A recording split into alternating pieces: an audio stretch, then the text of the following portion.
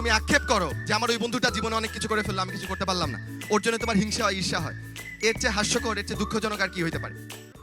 কিছু বলবার জন্য ডেকে নিচ্ছি আমাদের বায়োলজি বস ডক্টর রিজভি ভাইকে।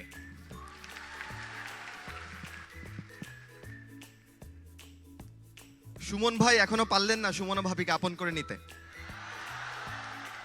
আর্জেন্টিনা পারলো না বিশ্বকাপ নিতে, তবে তোমরা পেরেছো আসলে এইখানে আসতে। তো তোমাদের নিজেদের জন্য সবাই একটা হাততালি দাও। ওকে, আমি যে কথাগুলো বলবো বা বক্তব্য দিব, এটার দুইটা দিক আছে, একটা ভালো দিক একটা মন্দ দিক। আগে কোনটা বলবো? মন্দ দিক হচ্ছে একটু বোরিং লাগবে, আর ভালো দিক হচ্ছে এটা খুব দ্রুত শেষ হবে। কেমন? আমি জাস্ট তোমাদের দুইটা ব্যাপারে একটু আলোকপাত করব। ভাইয়ারা আগে সবাই অন্যান্য নীতিকে একটু দূরে দিয়ে অর্থনীতিকে প্রাধান্য দিতে বললেন, আমি একমত। তবে মানে অর্থনীতি মানে বুঝতে পেরেছো তো, স্বাবলম্বী হওয়ার যে ব্যাপারটা।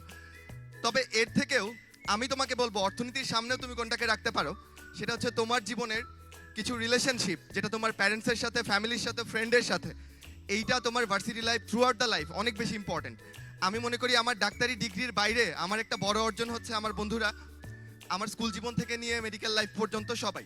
তো একই কথা বন্ধুর বাইরে যদি গিয়ে বলি, কয়েক বছর পরে তোমরা হয়তোবা এরকম একলা আর থাকবা না, সুমন ভাইয়ের মতো হওয়ার ইচ্ছা আশা করি কারো নাই, দোকলা হবা।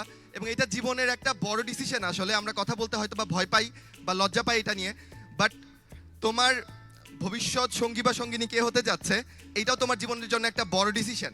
বাট আমরা সবসময় এক্সপেক্ট করি যে আমি আমার কল্পনার মতো আরেকজন সঙ্গী চাই, কিন্তু আমি কখনোই সেই কল্পনার মানুষটা হতে পারি না, আমি সচ্চরিত্রবান হতে পারি না, আমি একটা ভালো মানুষ হতে পারি না, আমি একটা ভালো মানুষকে এক্সপেক্ট করতে পারি না। আজকের এই জায়গা থেকে আমি তোমাদের ইন্সপায়ার করব, চলো আমরা সবাই মিলে আরো ভালো মানুষ হই। আমাদের মধ্যে যেই মূল্যবোধগুলো, যে গুণাবলীগুলো থাকা দরকার সেগুলোকে নিয়ে আসি। এটা আসলে চর্চার বিষয়। তুমি আজকে থেকে অনুভব করলে, তুমি নিজেকে জিজ্ঞেস করলে বুঝতে পারবে যে তোমার মধ্যে কি কি জিনিস আছে যেটাকে আরো গ্রো করানো যায়, আরো ভালো করা যায়। সো এইখান থেকে এই ধারণাটা তুমি নিয়ে যাও, আমি বলবো। আর সেকেন্ডলি হচ্ছে, জামিল হাততালি দেওয়ার চেষ্টা করছে, একটা হাততালি দিতে পারো, ভালো লাগবে। ওকে, থ্যাংক ইউ। সেকেন্ড বিষয় হচ্ছে, তোমরা জানো আমাদের গ্যালাক্সিটার নাম কি?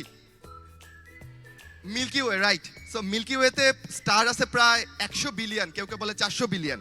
100 বিলিয়ন সংখ্যাটা প্রসেস করা তোমাদের পক্ষে এখন কঠিন, এই আর কি।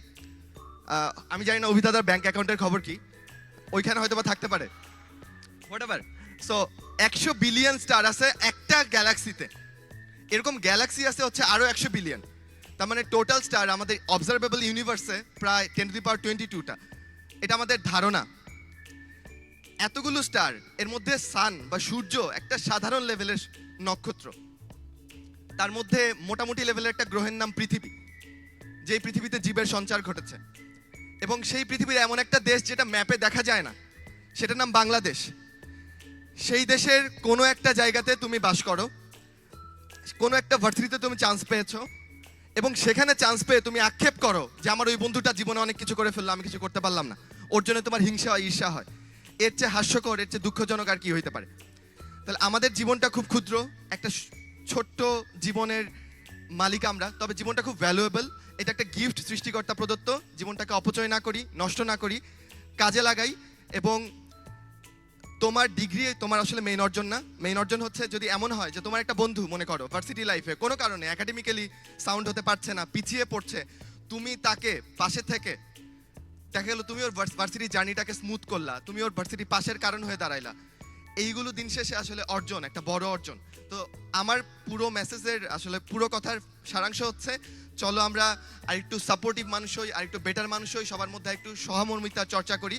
আরেকটা ব্যাপার, আমার প্যারেন্টস এখানে উপস্থিত আছে, তো আমি বোধহয় এরকম গ্রেট একটা স্টেজ আমি কখনো পাবো না। আমি তোমাদের প্যারেন্টস, ইনক্লুডিং মাই প্যারেন্টস, আমি একটা থ্যাংক ইউ জানাতে চাই। কারণ আমাদের লাইফে, আমি জানি না তোমরা কিভাবে ফিল করো, বাট উনারা না থাকলে বোধহয় আমরা এখন যেখানে আছি এখানে থাকতে পারতাম না।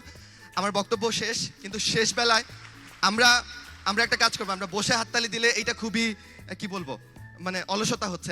চলো আমরা আমাদের প্যারেন্টসের জন্য একবার দাঁড়াই, জাস্ট একবার দাঁড়াই, এবং দাঁড়িয়ে আমাদের প্যারেন্টসের জন্য একটা হাততালি দেই। চলো সবাই সবার বাবা মার জন্য। So thank you. আমার কথা শেষ। তোমাদের সবাইকে অনেক অনেক শুভকামনা।